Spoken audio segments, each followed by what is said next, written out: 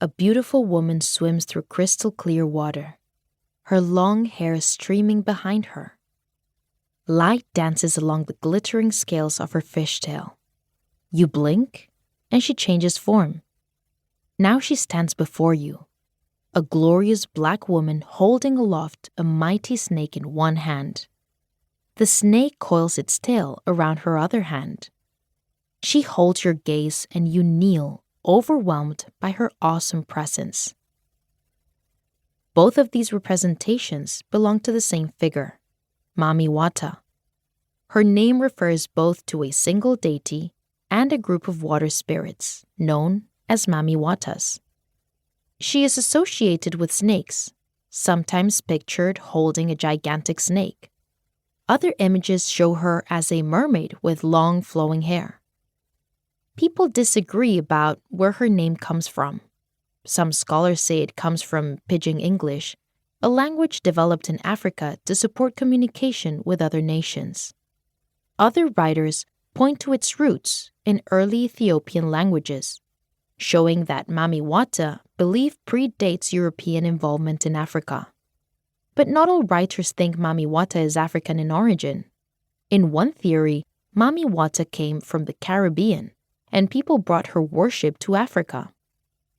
In another, Mami Wata is a new name for an existing group of ancient spirits. For others, images of Hindu deities and European mermaids influenced Mami Wata's appearance. Yet other writers have found evidence of Mami Wata in African myths that are over 4,000 years old. The coast of Guinea provides a likely location for her original worship. Wherever she originated, enslaved people carried her cult to the Americas during the slave trade. Some scholars think Yemanja, worshipped in South America, is another form of Mami Wata. Both are fond of luxurious gifts and associated with mirrors and combs. And the surface of a mirror reminds us of the reflective nature of water. Mami Wata is incredibly beautiful, often linked with fertility and sex.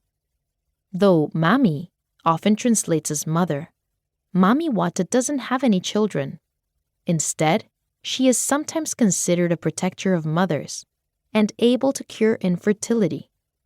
In other stories, she causes infertility as a punishment for gorgeous women whose beauty makes them arrogant, reversing the condition when the women pay devotion to her.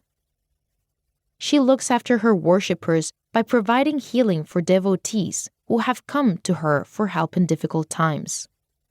She can also talk to devotees through dreams, telling them what they need to do for her. There are more recent reports of Mami Wata causing a crisis in people's lives, and then reversing this once they learned of her and worshipped her. Mami Wata is also the mother and guardian of water. In some places, people avoid approaching seas or lakes or given days to give Mami Wata a break from her guardianship duties.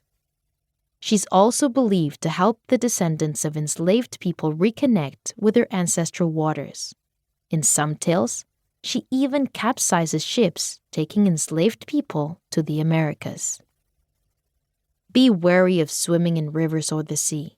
Sometimes, people in the water are taking on a spiritual journey to Mami Wata's underwater home. Allegedly, she returns the people that survive in the journey to the human world, where they enjoy more wealth and success after the encounter. In recent tales, wealth and success can come in the form of a career boost. Wealth is a common association with Mami Wata. She can make you rich, but you must enter a relationship with her first. Men that reject her or are unfaithful to her can find themselves thrown into poverty.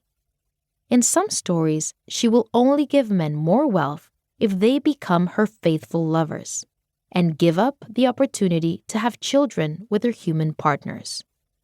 It's possible this idea came from the childless European encounters by West Africans, who had wealth and power but no family. Some writers think colonialism twisted local beliefs about making pacts with the spirit world.